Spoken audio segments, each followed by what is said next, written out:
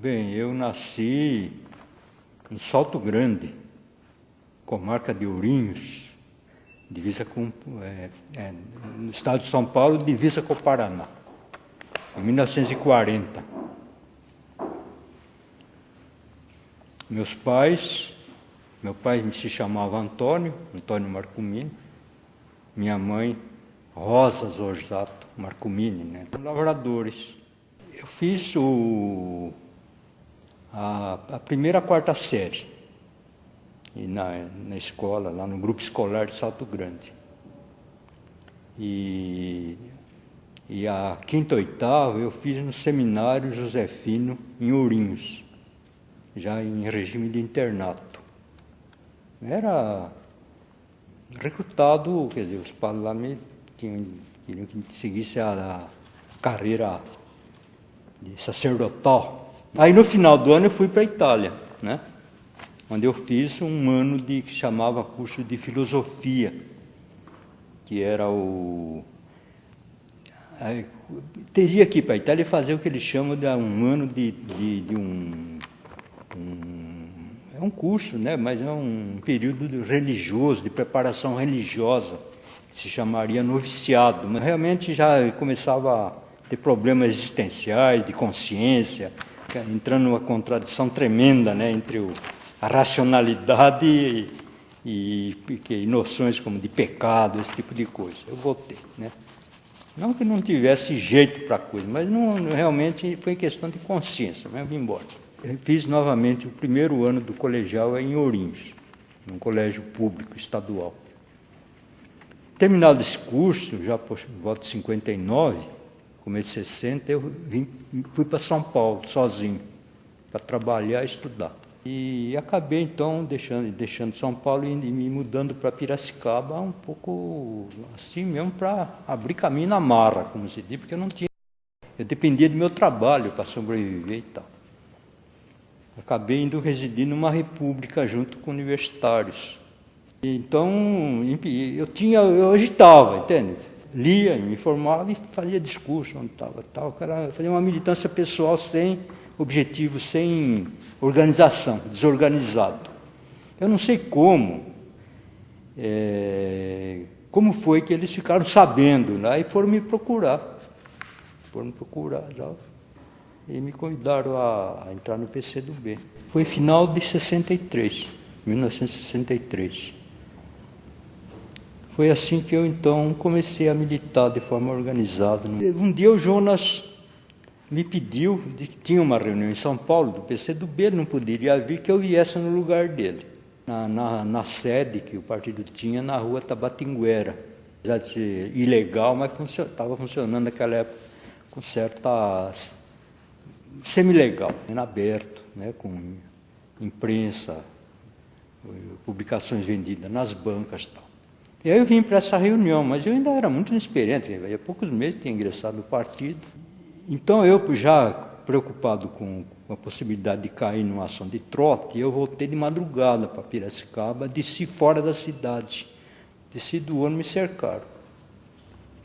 E vai aquela coisa com a pasta e tal, eu sei que acabou, o material caiu na mão deles. Aí se assanharam, turma de direita, né, um pouco, na época a maior parte dos alunos, grande parte dos alunos ali era filho de fazendeiro, aquela coisa. Sei que levaram para a reitoria e o reitor, eu soube que foi o próprio reitor que entregou isso na delegacia, para a polícia. Aí eu vim para escondido, dei um jeito de sair escondido e vim para São Paulo para expor aos camaradas o que tinha acontecido, que tinha nome de pessoas nas anotações e tal. Aí eu vim para São Paulo.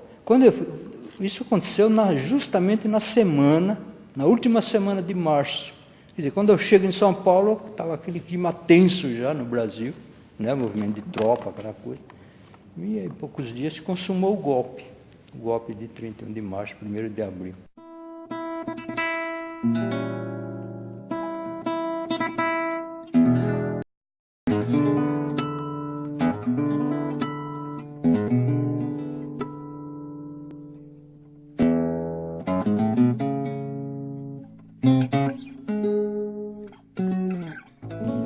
plebiscito de 66, então o partido me convidou a ir para Goiás. Já não indicaram uma cidade já determinada, Uruaçu. A tarefa era se implantar, viver lá, né? Lá me reencontrei com o Jonas. Não fomos juntos. A gente se encontrou lá. Jonas Grisotto de Piracicaba. E passamos a morar então na mesma casa. E nosso grupo era comandado pelo jornalista Armando Jimenez. Na época estava ocorrendo uma chamada Operação Pente Fino, que já vinha sendo noticiada, vinha todo dia, que começou no norte do estado, né, e vinha descendo para o sul, chamada Operação Pente Fino, que o que se ouvia é que pretendiam prender o José Porfírio, o deputado José Porfírio, líder camponês, né, de Goiás. A gente chegamos a ser advertidos, né, o cuidado, como a gente era estranho na cidade, vindo de fora e tal. Eu trabalhava como professor, né, dava aula particular tal, para quebrar o galho. O Jonas trabalhava como radiotécnico, consertando o rádio. Aí chegaram um amigo lá, chegou a advertir, ó, cuidado que o pessoal está prendendo todo mundo aí e tal. Aí, não, nós não devemos nada aqui e tal, nós temos que manter a naturalidade e tal, e coisa. Quando chegou uma noite de 1º de maio, seria 30 de abril, né, para 1º de maio, fui preso. Disseram que estava cercada, mas não sei como o Jonas achou um jeito de fugir. Ele ouviu o barulho e conseguiu escapar, entende? Aí levaram eu não tenho certeza se foi para Trombas ou Formoso, que eram duas cidades próximas, eu não conhecia bem. Na mesma noite levaram para lá sozinho. E ali estavam presos umas 10, 15 pessoas naquela, era só um salãozinho. Ali de manhã, então, saí para interrogatório, aí que eu vi uma fila imensa de prisioneiros que iam ser interrogados. Estavam enfileirados na rua. Ali a coisa era dizendo que estava o Jonas, né? Ali pau, né? Para contar onde estava o Jonas, telefone, soco na boca do estômago, né? Ameaça de bater com um pau por baixo, e ameaças de vai coisa, bom, não sabia, né? Podia presumir que ele teria voltado para São Paulo, mas não sabia, tá? E tinha essa convicção, não sabia. Uma hora a vista escureceu, um tremendo de um cara, né, aquele muro era controlado, porque se ele me desse com toda a violência na boca do estômago, morria. Mas mesmo assim, turvou a vista, eu fui mandado levado para Brasília, isolado também. Aí, em Brasília, novamente encontrei o Jimenez. Aí levaram devia ser o Ministério da Justiça, a sede da Polícia Federal, em Brasília, né? E aí nos colocaram numa salinha, lá no alto, no 10º, 11, 12 andar, no alto do prédio. Foi coisa de uma semana, uma noite nos pegaram e jogaram era uma delegacia normal. Ali estava cheio de prisioneiros, né? Uma madrugada, nos pegaram, de novo, me transportaram sozinho. Nunca me transportaram junto com os outros presos, entende?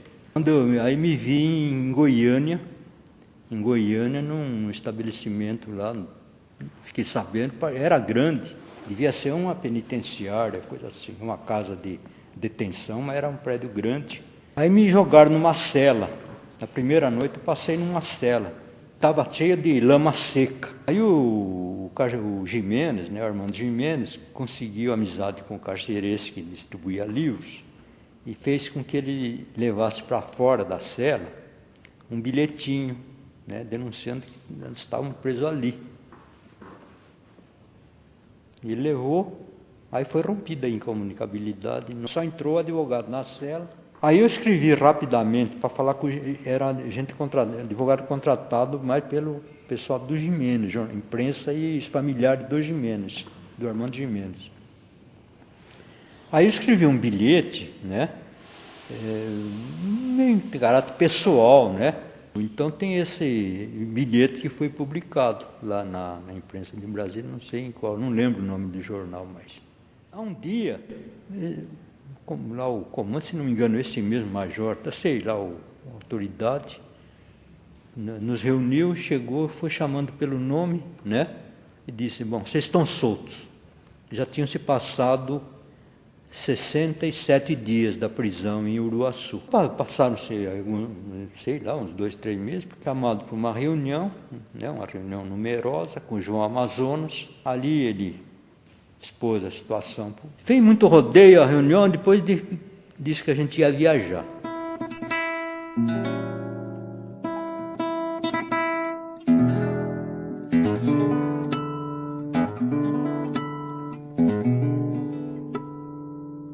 Aí foi que nos disseram que a gente ia viajar para a China. Pois é, o grupo todo de estudo era 15, coisa assim, eu não lembro, entende?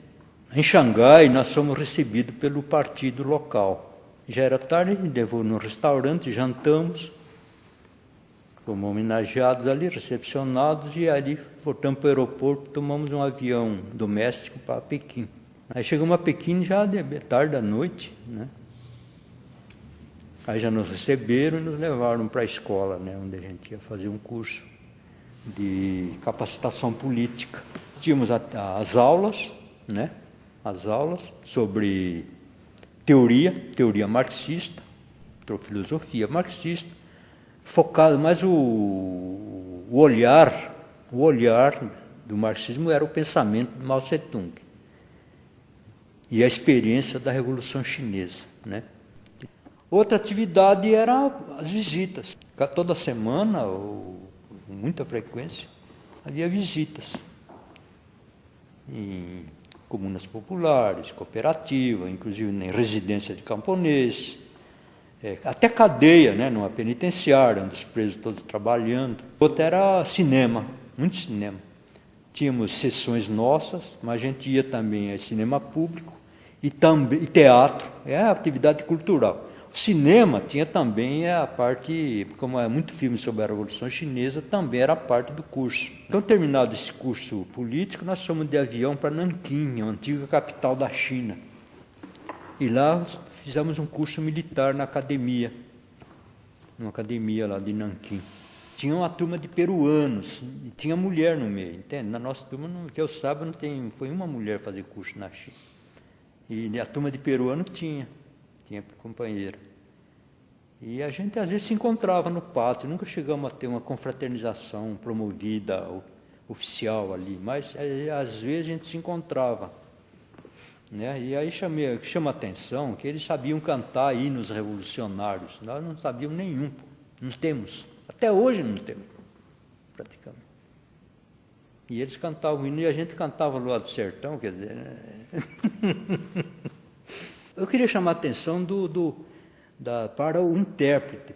Eu não canso de me admirar, a bondade, a paciência. Já pensou que a pessoa ficar 24 horas por dia respondendo perguntas, tendo que decidir sobre tudo quanto é tipo de questões, inclusive teórica, né? Porque a aula, já pensou traduzir uma aula? Muitas vezes ele tinha que consultar o professor, ficavam dialogando antes dele fazer a tradução. Por exemplo, lá no curso de Nanquim, tinha um companheiro pernambucano, um dia se queixou lá que não tinha girimum, estava com vontade de comer girimum. E você vê, ele falou girimum, o intérprete logo sacou, ainda falou, mas aqui a gente dá para porco. Né? Eu sei que logo em seguida, no outro dia, está lá a abóbora na mesa, entende? Então, aí chega em Pequim, somos hospedados no hotel, lá no hotel grande, tinha lá, na época só tinha um grande hotel central, bem no centro. Na véspera de viajar, quando nós fomos queimar os papéis, aí saiu fumaça, né? Aí vieram correndo acudir, pensando que estava acontecendo um incêndio, né? Falaram, se vocês tiverem que queimar alguma coisa, falem com a gente que a gente leva para algum lugar, lá para um lugar apropriado para fazer queima de papel. Então chegamos a ver algumas ações da Guarda Vermelha invadindo casas, saindo com papelada, queimar papéis, aquela coisa. A saída da China nós nos dividimos em 2 grupos, já com esquema de retorno até o Brasil. Na volta já não foi um voo direto, como foi na ida, com um avião, com a Pakistan Airlines, já tomou um avião da Swissair, um trecho. De qualquer forma, chegamos a Paris. Quando passamos na Gare, né, surge a Elsa Monderato e me chamou, correu, me alcançou, aí disse, olha, suspenda a viagem, porque se vocês voltarem daquela forma, é chegar lá e ser preso. Então foi negociada a ida nossa para a Albânia. Ali só nós, né, comíamos e tal, era o nosso grupo que estava hospedado ali. Não era uma casa muito grande, meio isolada e tal. E tinha muita atividade, visitamos toda a Albânia, as várias principais cidades, todas as regiões, estabelecimentos, indústria, com a China, com a mesma programação que a gente tinha feito na China, também fizemos na Albânia. E ao mesmo tempo tivemos aulas, não chega a dizer que tenha sido um curso, porque foi uma coisa meio improvisada, eu acho que não havia uma programação de curso. Aí recebemos um esquema para voltar. Tomamos um quadrimotor até Roma, em Roma tomamos o trem à noite e fomos até Paris. Em Paris, cada um fez sua viagem, teve seu roteiro de regresso individual. Mas viemos bem, aí tivemos uma reunião, fizemos um relatório, né, do curso, da viagem, um breve relatório para a direção do partido, sempre o João Amazonas, né, que recebia, estava presente nessa reunião, ele que dirigia essas reuniões, presidia, né, essas reuniões. Novamente ficar em São Paulo esperando qualquer coisa, né, desestruturado e provisoriamente, aguardando a tarefa, né, o que rumo tomar. Até que, numa reunião tal, o partido me deu a tarefa de ir para o Vale do Ribeira, aqui no estado de São Paulo. No Vale do Ribeira, deram a indicação, foi o companheiro Pomar, Pedro Pomar deu a indicação de ir no Alto Ribeira, em uma cidadezinha chamada Iporanga. Procurei me estabelecer ali em Iporanga, né? Mas, na verdade, ele estava tendo dificuldade, entende? Tinha lá um PM lá, se implicou, provavelmente já a ditadura já tinha levado o clima de desconfiança já para aqueles rincões, entende? Então a gente achou melhor que eu desse uma recuada e ficasse sem registro. Quando eu estava em registro, eclodiu aquela operação militar para prender o Lamarca, que ele não estava sabendo da presença dele ali.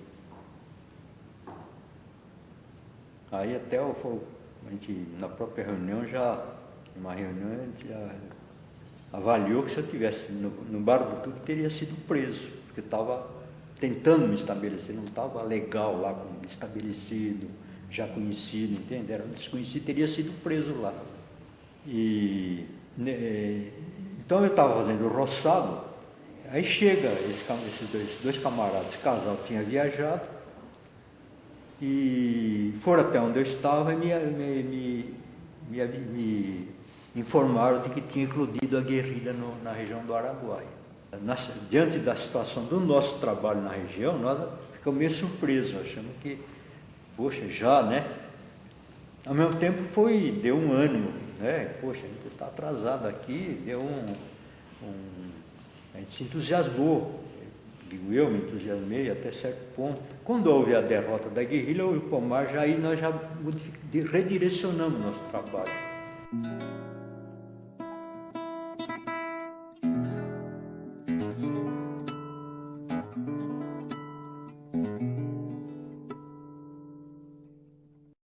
Se até então eu, por exemplo, estava fazendo um trabalho totalmente clandestino, já foi direcionado para entrar no sindicato, né? Já uma certa abertura do trabalho, mais para o trabalho legal.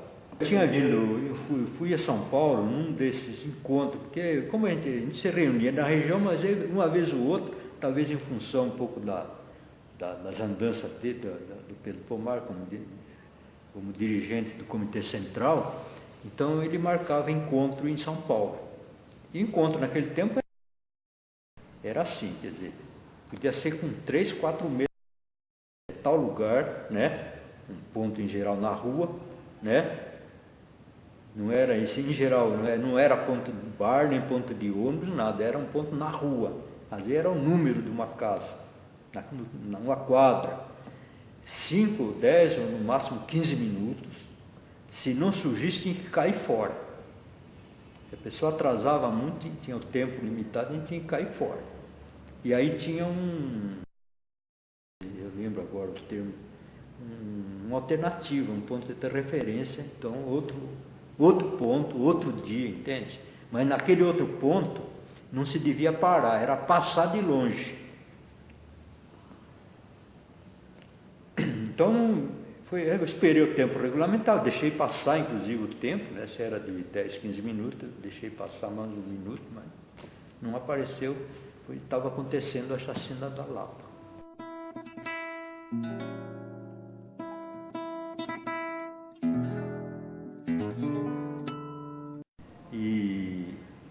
Então esse companheiro, o Ney, foi até a Europa e procurou lá um contato com o partido na Europa.